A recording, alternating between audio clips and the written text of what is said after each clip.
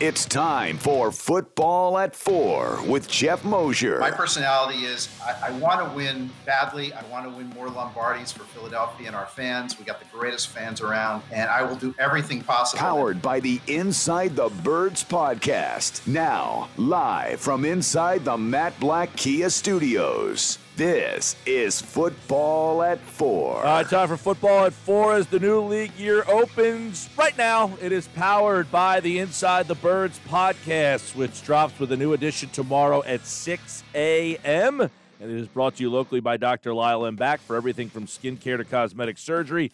Go to iloveLyleBack.com or call 856-MAKEOVER for Dr. Lyle M. Back, proud sponsor of Football at 4. Geoff Mosher from the Inside the Birds podcast is here as the new league year is here. Geoff Mosher, the Eagles breezed under the salary cap, and they did it in a very peculiar way last night. Can you explain some of the things that happened to get them under the salary cap before today's 4 p.m. deadline? I would say, Mike, they restructured anybody and everybody that they could possibly restructure. Kicker. I saw someone joke on the on Twitter. Janitor. Maybe a few front office guys lost their jobs. I don't know, but obviously they did all the maneuvering, and then of course the strange reverting of the Marquise Goodwin trade back to San Francisco. So they don't have to be on the hook for they saved a couple of million with that one as well. And so, yes. They saved like $4 million with that deal there. Yeah. So, and look, I mean, as we've talked about for probably the week or two leading up, he was a candidate to, if he was going to be on the team, it was going to be under a completely new deal, a restructured deal, which would involve a pay cut. So I don't know what happened there or why that reverts. Maybe the deal was contingent in the first place on a restructure, and since he didn't agree to a restructure, the deal then is negated. So perhaps Marquise feels because this isn't a great wide receiver market that he can get more than what his base salary was going to be if he gets cut. I have no idea. We'll have to see. It's interesting. There's always surprises in free agency. Yeah, I mean, so what was this? The fact that he didn't play, the Eagles essentially wiped out the deal? Well, anybody who did not play, anybody who opted out last year, part of the agreement in the CBA was that you come back this year under last year's contract. You got a certain stipend, but then when you came back for this year, you were operating under last year's contract. So his contract technically was rights of the Eagles because they traded a 7th-round pick for it. But there's something that happened here which has negated the trade that made it revert. So technically his rights now go back to San Francisco, who owned the contract, and they're, I'm sure, going to move on and cut him. And what I'm guessing, if he has a good agent or if this is a smart move by Marquise, he's going to wind up getting more money there from somebody else than he felt he was going to get under the deal that he was currently on. So the Eagles end up getting a 7th-round pick, reverting. They traded 6, but I guess for whatever reason, the 7th is coming back to them. Is that how you're understanding it? I thought they traded a 7. Maybe they did. The original trade, they swapped 6th-round picks. But they swapped, right. Yeah. They swapped 6th-round picks and got Goodwin. Now they're getting a 7th round in return. That's what made it, to me, a little wonky. But I think it saved them $4.2 million, which got them under the cap. So now they're under the cap, Geoff. The new year has started. Free agents should be flying in. Now what? Well, now what? Now we see. I can't wait. What is it, 4 o'clock right now? Happy New Year, Mike. And so, man, I'm really excited to see what happens in free agency. I mean, there's some really awesome names out there. Bud Dupree, Corey Linsley. I just really wonder what's going to happen to these guys. That's a joke. We already know that they've already signed and agreed. But the Eagles, I think, are the only team that has not been reportedly signing or agreeing to terms with anyone, and that really shouldn't surprise us. I mean, we know what their cap situation is. It's a little bit surprising that the backup quarterback market, went as it did yesterday, and the Eagles didn't get involved there because, as I can tell you, Mike, they're not going in to 2021 with no quarterbacks or with one quarterback under contract. That's just not happening. Yeah, I know there's the Brissett, he ended up going. Tyrod Taylor, he ends up going. Fitzpatrick, he's off the board. So a lot of these like middle of the road backups that you thought maybe were in play, they're all off the board. which leads us to the potential of maybe a big fish. So would the Eagles be interested in making a call to the Houston Texans and getting involved for, say, Deshaun Watson?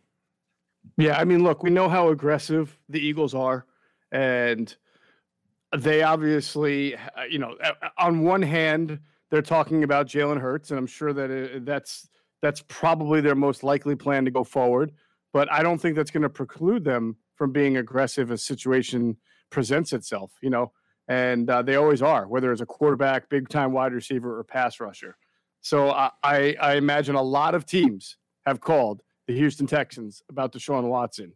And as we get closer to the date, and as it becomes more clear, and by the date, I mean the draft, and as it becomes more clear that Deshaun Watson's stance hasn't changed, I think the conversation coming out of Houston is going to start to be different. Yeah. And so Adam and I have been looking into this all day. We'll probably have more on the podcast tomorrow, but I think it's fair and based on what we sense to expect that the Eagles we'll make these phone calls and have discussions. Yeah, I want to, real quick, this is from Jason Locke on Fora today in his NFL Insider Notes.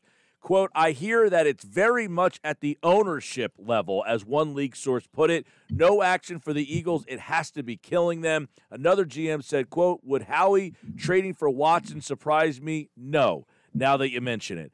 He goes on to say that this is essentially that the ownership level. Again, we're hearing more about Jeff Lurie, but essentially here's the article starts out by saying there's just too many whispers from the ownership level that the Eagles want to be in on this. So now that we're hearing all this stuff about Lurie, this article kind of insinuates that Jeff Lurie wants to get involved, which would totally be interestingly against what Mortensen reported that, hey, they want to build around Hurts and don't, bring in a guy to compete with them. Well, not necessarily, and that's the beauty of reports like that. Of course, if you bring in Deshaun Watson, there's probably a good chance that you would have to deal Jalen Hurts to get Deshaun Watson. I mean, Houston needs a quarterback if they're going to deal Watson, and therefore you can't build around a player that you don't have. So you can certainly see Jeffrey Lurie having option A or option B. Option A being, look, we're not going to draft really at number 6 a quarterback and try to move up to get somebody and give up capital. We're gonna build around Jalen Hurts, a guy we picked in the second round last year. Or option B is we're going to be able to get one of the best quarterbacks in the league, and Jalen may have to be included in that trade, but we just got one of the best quarterbacks in the league, and now we've got we can go forward from there. Yeah, now that's another thing. What would they have to give up? We would imagine it's a ton. Jalen Hurts would probably have to be involved. That number 6 overall pick, you would probably have to start there, and then multiple other picks, including, one next year, maybe the year after. Do you think the Eagles, number one, have the ammunition, and number two, would be willing to part with it, knowing that they have so many holes to fill?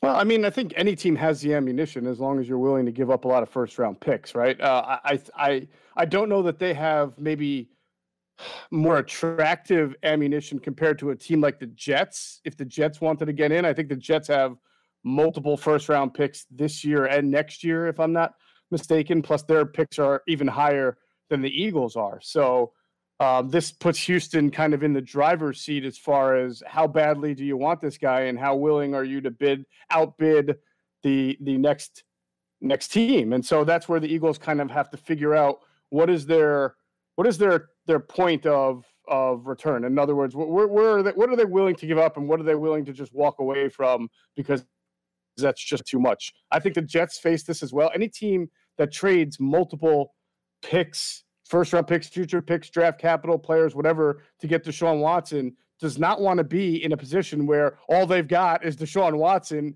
and no ability to build around him. Yeah, so the NFL league year is underway, which means the Carson Wentz trade is now official. What also is official is Derek Barnett's fifth-year option valued over $10. That is officially guaranteed. So do we think that – because I think a lot of the conversation we've had this offseason is we would be surprised if he plays at that number.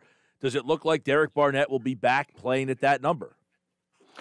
It does appear that way for now. It certainly does seem like that, unless he's used also in trade conversations or anything like that. But, I mean, you look at the Eagles, and at defensive end, they just don't have a lot of youth. I mean, they don't have a lot of bodies, to be honest with you. They've got Brandon Graham.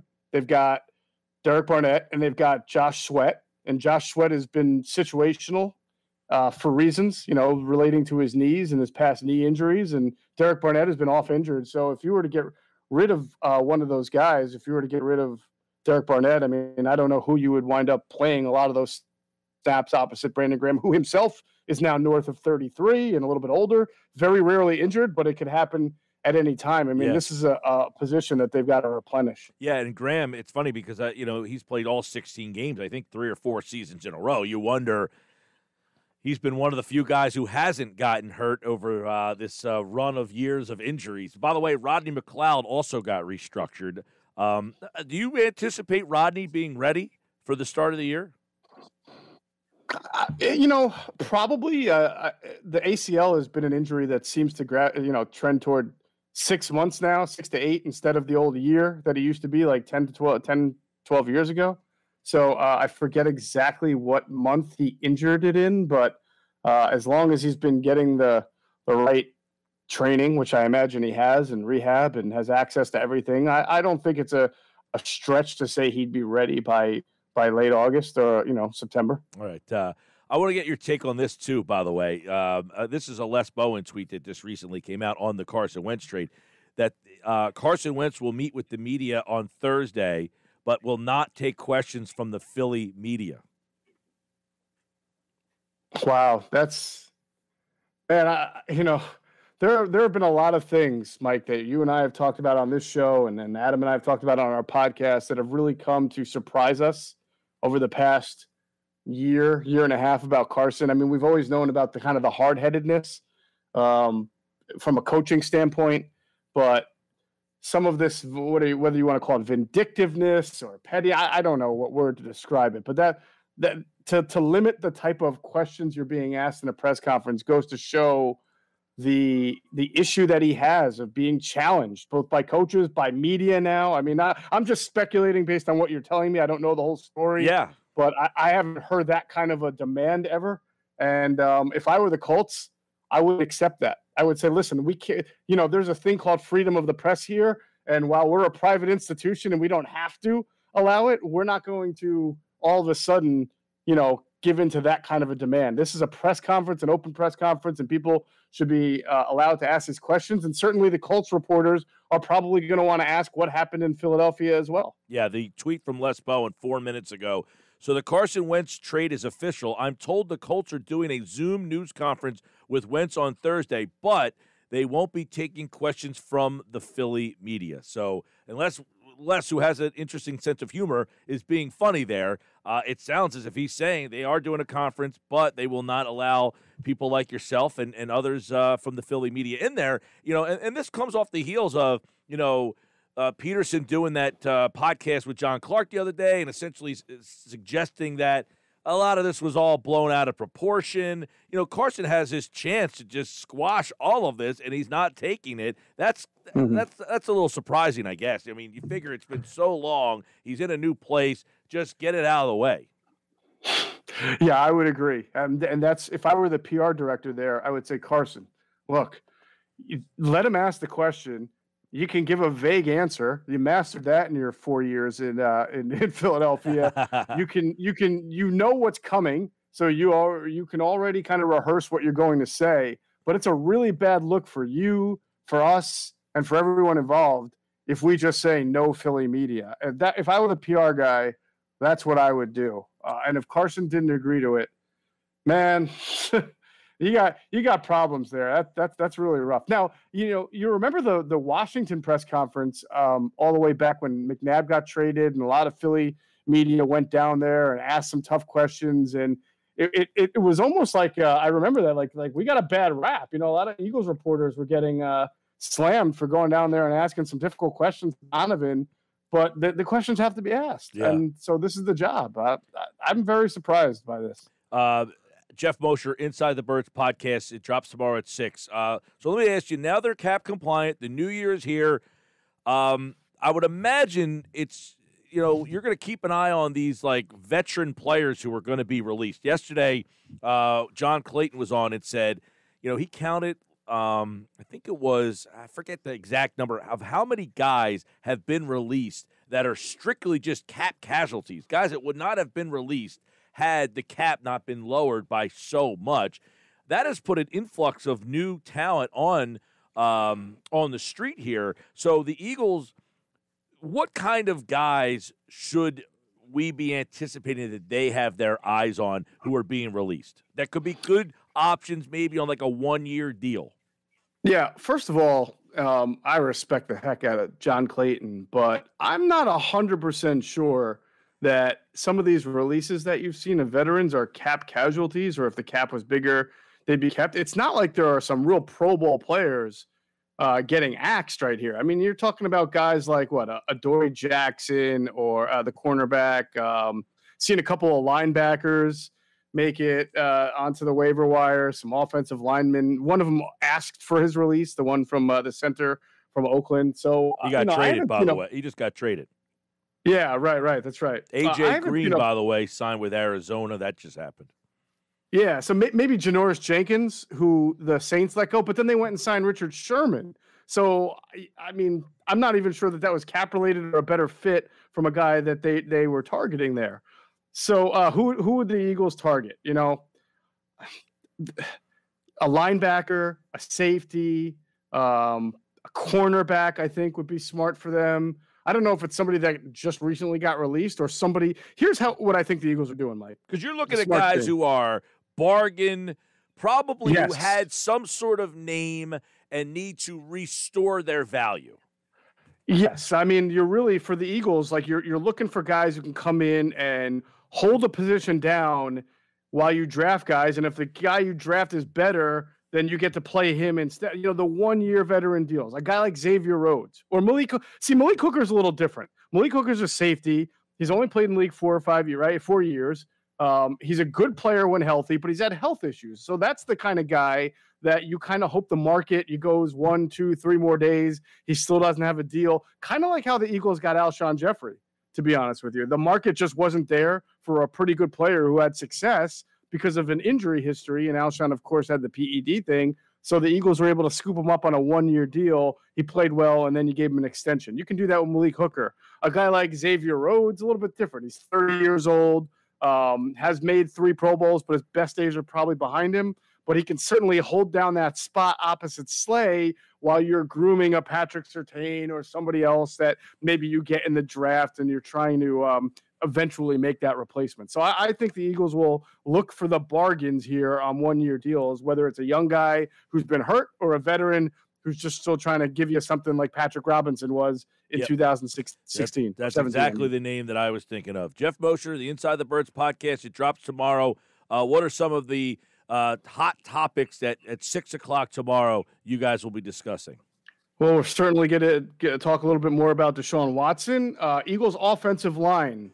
I believe there are some developments there that we'll be speaking about. And, of course, we'll start to get into the backup quarterback picture because now that those two, the Tyrod Taylors and the Brissetts are off the board, we got to figure out what their move's going to be made there. So, I mean, just those 3 issues alone will probably take up a good amount of time. And the new Q&A show, anything that you want to kind of tease our listeners with for them? That was a very good episode this week. Thank you. If you really like stories behind the scenes of what happens, we know that Jason Avant and Quentin Michael had, were eventually not Eagles, but it's how they became ex-Eagles, right?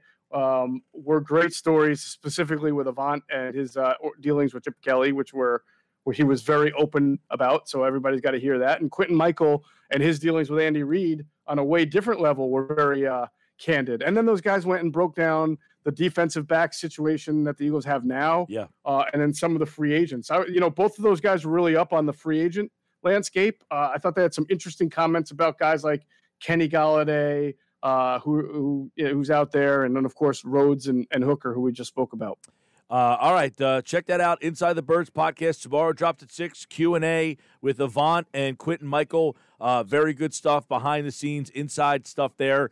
It's funny. I was doing some analytical look at my video stream here, and it says the people who watch my show, the show they watch the most is Inside the Birds. That's the show that people who watch my show, the next show they watch the most is yours. So you're doing a good job. Thank you. It reminds me of Ghostbusters when Bill Murray walks in and the guy says, "Hey, I watch your show. It's my second favorite show." And he goes, "Oh, thanks." And he stops and goes, "Wait, what's your first favorite show?" And the old guy goes, "Bassmasters." And the look on Bill Murray, on Venkman's face, like, "Oh, great, thanks." Well, it could be worse, you know. No, I'm kidding. It's great. I love being a partner with you, man. All right. Check that out tomorrow. And, of course, tomorrow, Adam Kaplan is in since we are off on Friday. Adam is going to jump in tomorrow because he wants to discuss all this offseason stuff as well. So you'll have a fresh Inside the Birds tomorrow and Adam for Football at 4. We are live tomorrow at the FanDuel Sportsbook at Bally's Atlantic City. So come out and see us. Geoff, I will talk to you, I guess, on Monday. Look forward to it. Have a great one. All right, Geoff Mosher, like all guests, appeared via the Boardwalk Honda Hotline. Football at 4 is powered by the Inside the Birds broadcast and brought to you by Dr. Lyle M. Back. From skincare to cosmetic surgery, go to iloveLyleBack.com or call 856-MAKEOVER for Dr. Lyle M. Back, proud sponsor of Football at 4.